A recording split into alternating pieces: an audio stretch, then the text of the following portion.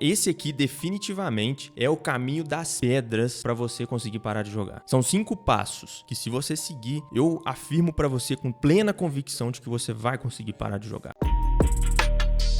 Eu sou psicólogo, mestre na área de vício em jogos. Esses 5 passos foi com base na minha experiência pessoal tentando parar de jogar, com base também no que eu estudei e fui aplicando na minha vida, e depois ajudando pacientes a vencer o vício em games. Justamente esse programa de 5 passos que eu vou te passar aqui, que já ajudou uma porrada de gente a se livrar do vício em jogos. Então presta atenção, confia, a chance de dar certo é muito grande, beleza? Vamos lá. Você tem que entender qual é a sua realidade hoje. A realidade que você joga e que você não tá conseguindo se livrar disso ou tá tentando entender como que você vai fazer para se livrar disso. Então, antes de se livrar disso, você precisa entender o que te faz jogar. São 3 coisas: ambiente, rotina e cérebro. O ambiente te dá pistas, e essas pistas são interpretadas pelo seu cérebro, e disso o seu cérebro tira conclusões a respeito de onde é que ele vai obter recompensas. O clássico é você ter um computador no seu quarto, na sua mesa ali bonitinha, com o seu teclado gamer, com o seu mouse gamer, com seus periféricos ali, aquela coisa maravilhosa. Só de entrar no seu quarto e ver aquilo, você já sente vontade de jogar. O ambiente te dá pistas que te remetem ao ato de jogar e te dão vontade de jogar. O seu cérebro,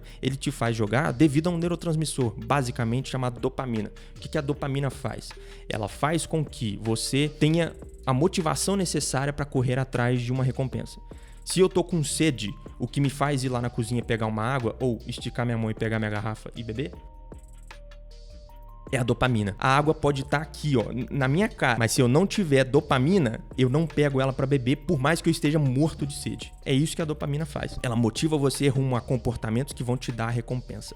Só que aí, no caso dos jogos, você acabou criando no seu cérebro uma série de hábitos que levam ele a entender que, cara, a recompensa é jogando. O resto, não. O que dá recompensa é jogar. E aí que entra o terceiro componente, que é a sua rotina. Muitas vezes você tem uma rotina em que você trabalha, ou você vai pra faculdade, o que quer que seja, e você tem ali mais ou menos os horários certos de jogar todo dia. Você acaba sempre jogando mais ou menos nas mesmas horas, ou então, quando você tá entediado, sem nada pra fazer, a ideia que o seu cérebro te dá quando ele percebe o tédio é, opa, vamos jogar pra gente se entreter. Então esses são os 3 componentes: ambiente, cérebro e rotina. E agora a gente vai pros passos. Os 5 passos, eles vão se basear justamente no funcionamento desses 3 componentes: do ambiente, do cérebro e da sua rotina. Primeiro eu vou falar todos pra você ter uma noção. Primeiro, erguer a sua muralha. Segundo, sensibilizar o seu cérebro. Terceiro, gamificar a sua rotina. Quarto, aprender a regular o seu humor. E 5, se proteger de lapsos e recaídas. Vamos entrar em cada um deles. Primeiro passo, erguer a sua muralha. O que é erguer a sua muralha? É você cuidar do seu ambiente para que você não tenha aquelas pistas, aqueles gatilhos que te dão vontade de jogar. Uma coisa que eu fiz quando eu fui parar de jogar, eu fiz um monte de coisa, na verdade. Eu mudei muito o meu ambiente. Eu vendi meu computador gamer e troquei por um notebook mais simples. Eu mudei a posição dos meus móveis do quarto. Eu remanejei meu ambiente para ele soar diferente pro meu cérebro quando eu entrasse nele. Isso foi ideia da minha cabeça que eu tive. E acabou funcionando muito bem, porque o que eu fiz foi que eu criei uma muralha em torno de mim que me protegia de estímulos e de coisas que remetessem aos jogos.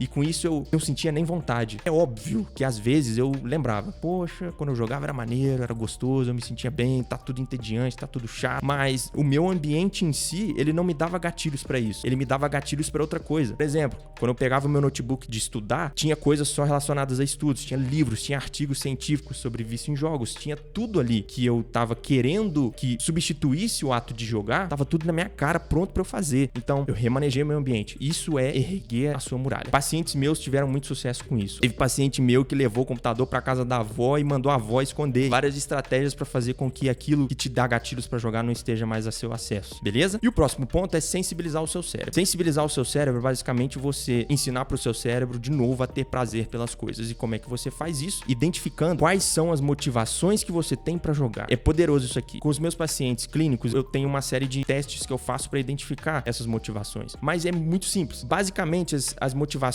que você vai ter vão ser socialização, escapismo, competição ou desenvolvimento. Essas 4 motivações são as principais, as que mais aparecem. E aí, como que você descobre isso? Você simplesmente reflete, cara, o que você mais gosta quando você joga. Você gosta da competitividade, de ganhar dos outros, de vencer um adversário, de se sentir melhor do que ele? Talvez o que te motive seja a competitividade. Você é aquele cara que gosta de jogar em grupo, de socializar com a galera, de contar piada, de ouvir as coisas. Às vezes você não tá nem prestando muita atenção no que tá no jogo e o que acontece ali não importa tanto. Talvez a sua motivação principal seja a socialização. Agora, você pode ser aquele cara que busca nos jogos simplesmente uma forma de desestressar. Poxa, eu tive um dia estressante pra caramba, na faculdade, no trabalho, trabalhei, depois estudei, cheguei em casa estressado, não queria saber de mais nada, eu sentei e falei, vou jogar pra esquecer todos os problemas e sentir bem por um tempo. Talvez o que você busque é escapismo, que é justamente esse ato de você querer escapar dos problemas, escapar das sensações ruins através das rajadas de prazer que o jogo te dá. Você tá compensando uma coisa com outra. E isso geralmente não funciona muito bem, porque isso faz com que seu engajamento nos jogos aumente e o engajamento no seu trabalho, nos estudos, nos relacionamentos, em outros setores importantes da sua vida, diminua cada vez mais. E com o tempo o que pode acontecer é que o ato de jogar traz prejuízos na sua vida. Teve um paciente meu que foi demitido porque a performance no trabalho dele estava caindo tanto. O chefe dele falou, cara, não dá mais. E por que a performance dele estava caindo tanto? Porque o foco dele estava muito grande nos jogos. Ele participava de grupos, às vezes ele jogava durante o trabalho, às vezes ele chegava em casa, tinha trabalho para entregar, ele fazia de última hora porque ficou muito tempo jogando. Então o escapismo acaba sendo o principal veículo para você começar a ter prejuízo em outros setores da sua vida sem perceber. Por isso que não é uma estratégia de regulação de humor saudável você jogar para se sentir bem, porque isso começa a tomar conta da sua vida. Mas a gente tem que falar da última motivação, que é o desenvolvimento. Eu, particularmente, era um cara que sempre me pegou muito o desenvolvimento, que é você ver que você tá progredindo, você vê a barrinha do seu XP subindo, você vê o gold aumentando no seu inventário. E isso também aconteceu com muitos pacientes meus. E a gente tem que ter algumas estratégias para trazer isso para sua rotina, que é justamente o próximo passo, o terceiro passo, gamificar a sua rotina. Basicamente, gamificar a sua rotina significa você substituir os jogos por outras atividades na vida real que suprem as necessidades que você buscava satisfazer através dos jogos. Se você era um cara muito competitivo, você vai buscar uma coisa que satisfaça a sua necessidade de competir. Se você é um cara que jogava muito pela socialização, você vai buscar atividades na sua vida real que busquem suprir a sua necessidade de socialização. Se você era um cara que jogava muito pelo desenvolvimento, você vai buscar atividades na vida real que vão suprir a sua necessidade de ver desenvolvimento. Então, esse é o quarto passo, você identificar essas atividades. Geralmente, para pessoas competitivas, cara, pratica um esporte. Qualquer que seja, um esporte em que alguém ganha e alguém perca. Se você não é uma pessoa muito de esporte, você pode competir em outras coisas. Você pode entrar para um grupo de oratória e fazer competições de oratória. Um paciente meu que trabalhava no setor de TI identificou que algo que alimentava muito essa competitividade dele na vida real e na rotina dele de trabalho era ele começar a praticar hacking ético, o ethical hacking. Tipo, cara, invadir seu sistema, a fraqueza dele é essa, melhor é ele se sentia muito bem. E ele se sentia muito mal quando alguém invadia o sistema dele e fazia a mesma coisa, ficava puto. Enfim, uma tarefa correlata ao trabalho dele que começou a aumentar a performance dele no trabalho. Então é isso, você buscar atividades na sua rotina que vão suprir necessidades suas. Se você tem uma necessidade muito grande de ver desenvolvimento, é você começar a ser uma pessoa mais tipo eu, que gosta de medir as coisas, que gosta de ter uma planilha para quantificar o seu desenvolvimento numa coisa determinada. Por exemplo, você conseguir dar um check em todas as vezes que você foi na academia. E isso ser enxergado. Poxa, essa semana eu fui todos os dias na academia. Que foda. É basicamente você começar a medir coisas na sua vida e ter esses dados na sua cara para você ver o seu progresso, para você conseguir suprir essa necessidade de ver uma conexão dos pontos que vai mostrando uma curva ascendente no seu desenvolvimento pessoal, ou profissional, ou qualquer que seja. E aí depois que você encontra qual é as necessidades suas e quais atividades você vai colocar na sua rotina, você precisa ir pro próximo passo, que é regular o seu humor. Os jogos, eles se encaixam muito na vida do gamer como uma forma de regular o humor, aliviar o estresse e de promover um prazer quando ele não tá se sentindo bem. Só que, parando de jogar, você não vai ter mais os jogos pra te promover isso. Isso pode até gerar um certo nível de irritabilidade no início, você ficar meio puto, normal, é como se fosse um sintoma de abstinência, mas você precisa começar a ter algumas estratégias de regulação de humor. Uma delas, muito simples, se hidrata melhor, beba mais água. Segundo, tenha uma alimentação relativamente mais balanceada. Simplesmente evitar comer muito doce, muita coisa açucarada, isso já vai te ajudar a diminuir um pouco a irritabilidade em alguns casos. Mas eu não vou me aprofundar nisso aqui. Outra coisa que é essencial para regular o humor, sono. Você precisa aprender a dormir direito. O gamer geralmente tem problemas com sono, é muito comum. E tem um motivo muito simples. Cara, Pensa no seu cérebro por um minuto. Desde quando o primeiro Homo sapiens surgiu, o nosso cérebro está se desenvolvendo. Em nenhum momento existia tanta luz de noite e tanto barulho. Cara, você tá jogando Counter-Strike de noite, tem muita luz piscando na sua frente e você tá com fone de ouvido na cabeça, ouvindo tiro, explosão, o seu amigo gritando com você, falando que você tá fazendo as coisas erradas, você é puto com os caras. Então, é um nível de estimulação tão grande que o nosso cérebro não está acostumado. O nosso cérebro não foi desenvolvido para isso à noite. Então, isso vai desregular os seus hormônios, os seus neurotransmissores e tudo que mantém o funcionamento do seu cérebro relativamente equilibrado. Então, você tem que começar a dormir melhor. Para dormir melhor é simples. Se você for fazer exercício físico, faça enquanto é dia. Se você for se alimentar de noite, que seja no máximo 3 horas antes de dormir. Depois disso, não pode mais. A partir do momento que escureceu lá fora, você diminui as luzes da sua casa, deixa ela o mais escura possível, como se fosse uma caverna, com luzes, se você for usar luzes, que sejam mais amareladas e em meia altura, como se fosse a luz de uma fogueira. Se você usa telas de noite, usa um filtro de luz azul e baixa o brilho da tela, para não ficar aquela coisa estralando na sua cara. Durante a noite também, você vai evitar fazer coisas estressantes. Você vai tomar um banho quente, relaxante, você vai ler um livro calmo, tranquilo. Se for ver TV, série, qualquer coisa, que seja